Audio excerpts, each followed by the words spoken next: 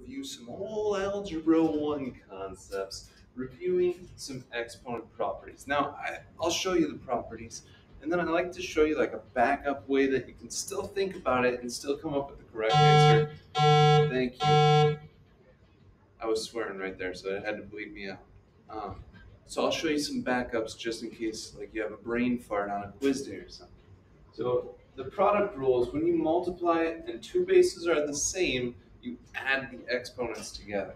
So for x to the third times x to the eighth, all you have to do is add 3 plus 8, which would give you x to the 11th power.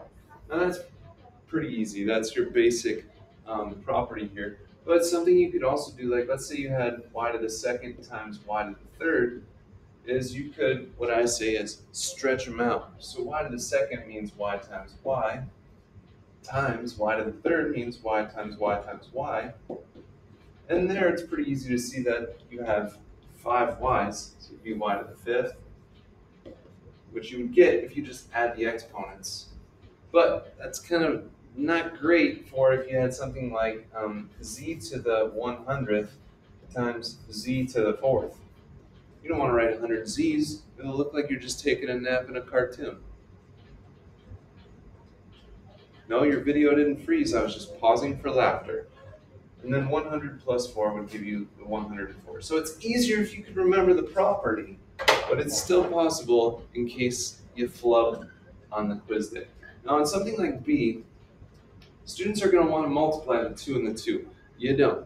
It's the same base, so you keep the base, and you just add the exponents. 4 plus 2 would give you 6, so 2 to the 6th power. Now on here, you can only combine x's with x's, y's with y's. Time out. Thank you. Appreciate it. Bye-bye. Goodbye. See you later. That person really wanted to be on video, and I said, no, not today.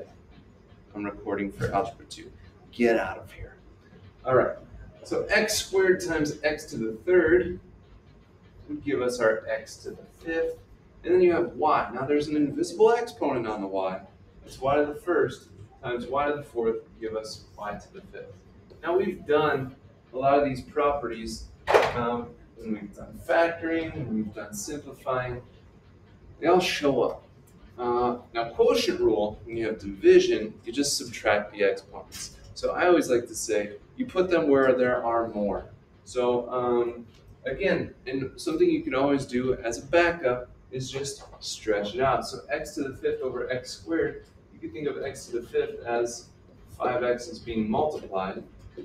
X squared is x times x. And when you have a fraction, you have the same thing in the numerator and denominator, you can cancel it out. So we can cancel out an x for an x, and an x for an x, which would give us x times x, which is x to the third. But if you can remember the property where you just subtract them, it's so much easier. So like 3 to the fifth over 3 to the third, again, you keep the base, the 3, and then 5 minus 3 is 2. So this is probably what they wanted there. But if we were simplifying this all the way, I'd want you to just actually do 3 to the second power, which is 9. So I said that you put them where there are more.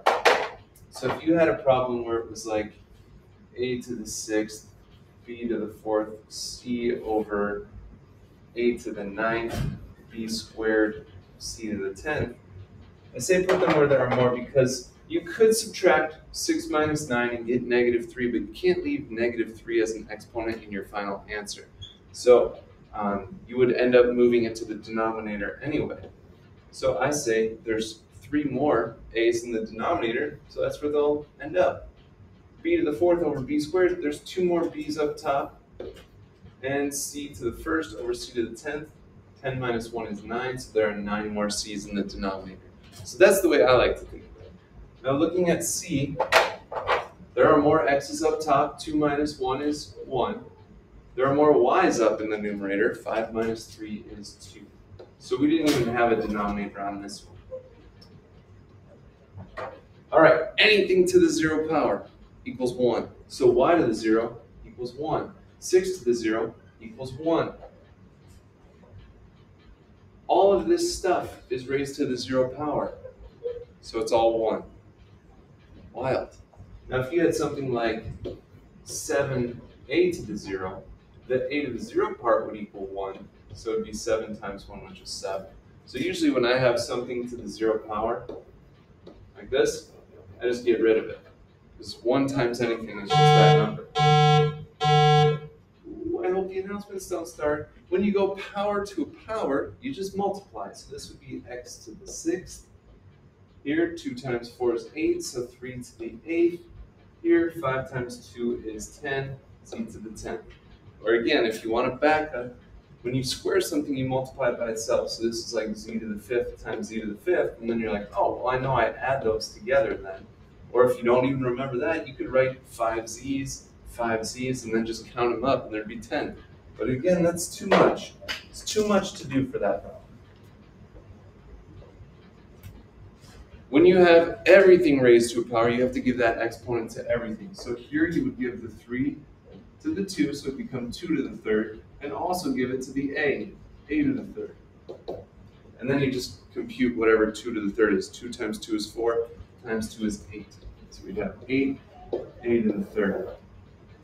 So here we square everything. So we do 6 squared, and then 3 times 2 would give us x to the 6th. 6 squared is 36, x to the 6th. Even when you have a fraction, you give it to everything. So it'd be 2 to the 3rd, x to the 3rd, 3 to the 3rd, and y to the 6th. 2 to the 3rd we just said was 8, so 8x to the 3rd. 3 to the 3rd, 3 squared is 9, times 3 is 27, y to the 6th. Sweet. Give it to everything, see if you can simplify some stuff. All right, negative exponents, you got to move them to the other side of a fraction. So if you just have x to the negative 3rd, you move it and you make it 1 over x to the 3rd. Move it and make it positive. So here, the negative 4 has an exponent of 1, so it doesn't move.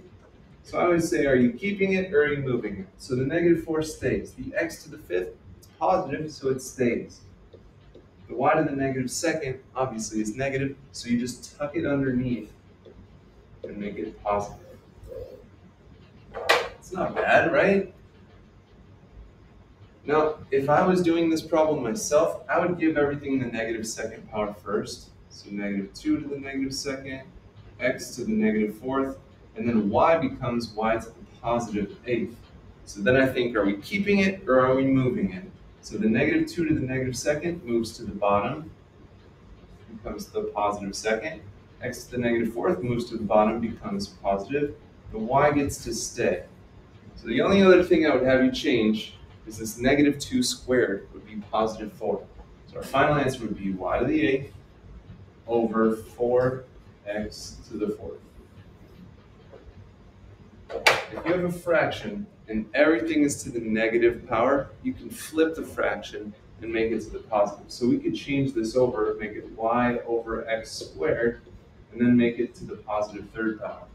Give it to both of them, y to the 3rd, x to the 6th. Sorry, I'm kind of rushing. I know the announcements are going to start in a minute, so I'm trying to get it done. Now here we have a bunch of stuff. We have multiplication. We can multiply our normal numbers. 3 times negative 2 is negative 6. For the x's, remember we add the exponents. So that would be x to the negative 1. And the y's, we have 1 minus 3 is negative 2. We just move our negative exponents. Negative 6 is negative 6 to the 1st. That stays.